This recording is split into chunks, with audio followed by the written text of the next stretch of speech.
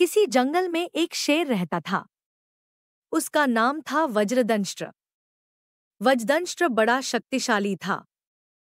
पूरे जंगल में उसका आतंक था और पशु पक्षी उसका नाम सुनकर ही डर जाते थे।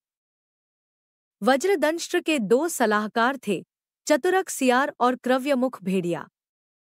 ये दोनों वज्रदंष्ट्र के पास ही रहते थे और अपनी चापलूसी भरी बातों से उसका मन बहलाया करते थे। संकट के समय उसकी मदद भी करते थे। एक बार की बात, उस जंगल से एक ऊंटनी गुजर रही थी। वह अपने दल से बिछुड़ गई थी और तेज तेज कदमों से जा रही थी। वह ऊंटनी गर्भिणी थी। वज्रदंष्ट्र ने जंगल से अकेली गुजर रही उस ऊंटनी को मारा और खा गया। लेकिन उस ऊंटनी के पेट से एक बच्चा निकला। उसे उसने प्यार से अपने पास रख लिया। कहा, तुम तो छोटे से हो और बड़े प्यारे हो। तुम निर्भय होकर इस जंगल में ही रहो। कोई तुम्हारा बाल बांका नहीं करेगा। आपका स्वागत है आपका अपने चैनल पर। यदि आपने इस वीडियो को आनंदित किया और हमारी नैतिक कहानियों में प्रेरणा पाई, तो कृपया इसे लाइक करें और नीचे सब्सक्राइब बटन पर क्लिक करें। उस नन्हे से ऊंट के कान शंकु जैसे थे, इसलिए शेर ने ऊंटनी के उस बच्चे का नाम रखा शंकुका। जंगल में भी सभी उसे शंकुकरण कहकर ही पुकारते थे। शेर की शंकुकरण पर बड़ी ममता थी, इसलिए कोई उसे मारने या नुकसान पहुंचाने की कोशिश नहीं करता था। धीरे धीरे समय बीता। फिर एक दिन वज्रदंष्ट्र की उस जंगल में रहने वाले एक शक्तिशाली हाथी से बड़ी तेज भिड़ंत हुई। न वज्रदंष्ट्र हार मान रहा था और न विशालकाय हाथी ही पीछे हटने को तैयार था। दोनों पूरी ताकत से एक दूसरे से भिड़ रहे थे। लड़ते लड़ते दोनों ही बुरी तरह घायल हो गए थे, लेकिन फिर भी मैदान में डटे रहे। आखिर वज्रदंष्ट्र ने अपने तीखे प्रहार से उस विशालकाय हाथी को मार डाला, लेकिन हाथी ने भी उसे बहुत बुरी तरह घायल कर दिया था।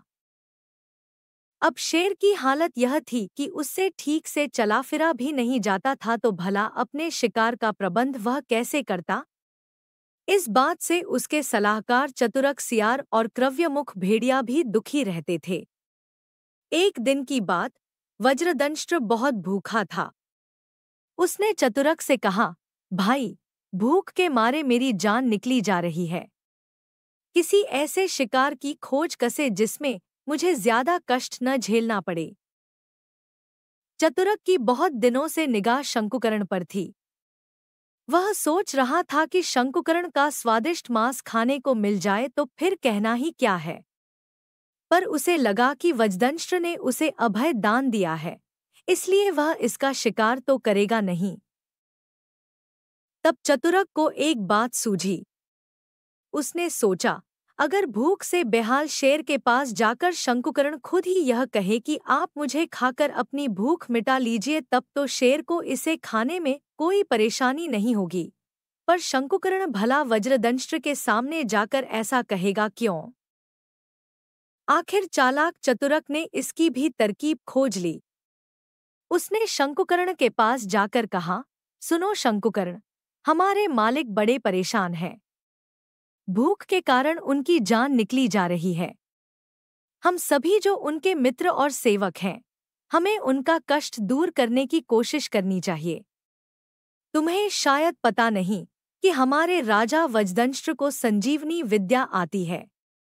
मेरी तो यही सलाह है कि तुम उनके पास जाकर कहो कि महाराज, मैं आपको भूख से बेहाल नहीं देख सकता। आप मुझे खाकर अपनी भूख मिटा लीजिए। तब शेर तुम्हें मारकर खा जाएगा, लेकिन अपनी संजीवनी विद्या से फिर से जीवित भी कर देगा। नया जन्म लेने पर तुम पहले से अधिक शक्तिशाली और विशालकाय हो जाओगे। तो इससे दो लाभ हैं। एक तो हमारे राजा को भूख से निजात मिल जाएगी और तुम्हें अच्छा शरीर मिल जाएगा। शंकुकरण को यह बात जंच गई। उसने वज्रदंष्ट्र के पास जाकर कहा, महाराज, आपको बहुत तेज भूख लगी है। सेवक का कर्तव्य है कि वह अपनी जान देकर भी स्वामी का कष्ट दूर करे। इसलिए मेरा निवेदन है कि आप मुझे मारकर अपनी भूख मिटा लें।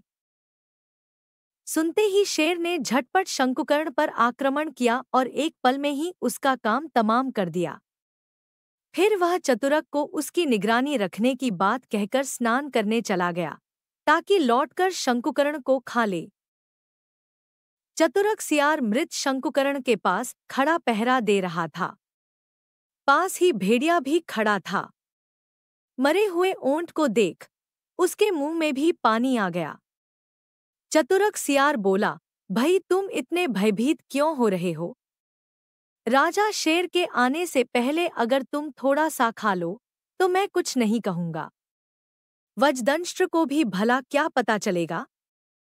हाँ, लेकिन जब शेर आ रहा हो तो मैं तुम्हें इशारा करूंगा, तुम फौरन दूर हट जाना।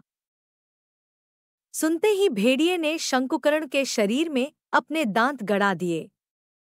वह उसे खाता इससे पहले ही चतुरक सियार ने चिल्लाकर कहा, अरे परे हट, स्वामी आ रहे हैं। क्रव्यमुख भेड़िया एक ओर सहमकर खड़ा हो गया। वज्रदंष्ट्र जब वहां आया तो शंकुकर्ण को देखते ही भाप गया कि किसी ने उसमें मुंह लगाया है। वह गुस्से में आकर बोला, मेरे शिकार को किसने जूठा किया है? सुनकर क्रव्यमुख भेड़िया कुछ सकपका सा गया। तभी सियार चतुरक ने पैंतरा बदलते हुए कहा, अरे ओ दुष्ट, अब क्यों सहमकर एक और खड़ा है? तू ही तो कह रहा था कि अब भला हमारे राजा वज्रदंष्ट्र में शक्ति कहाँ बची है?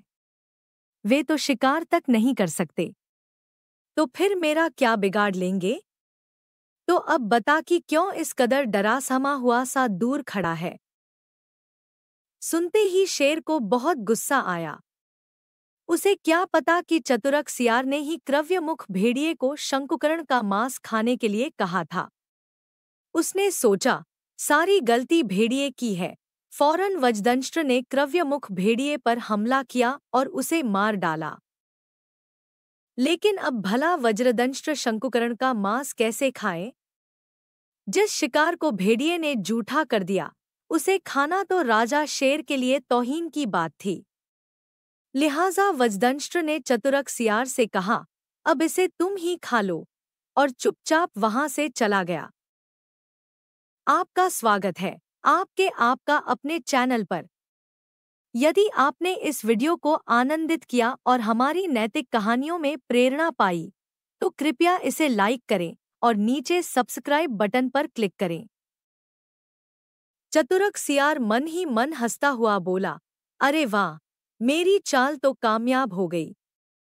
पहले मैंने क्रव्यमुख भेड़िए से शेर के शिकार को झूठा करवाया ताकि शेर उसे खाए नहीं।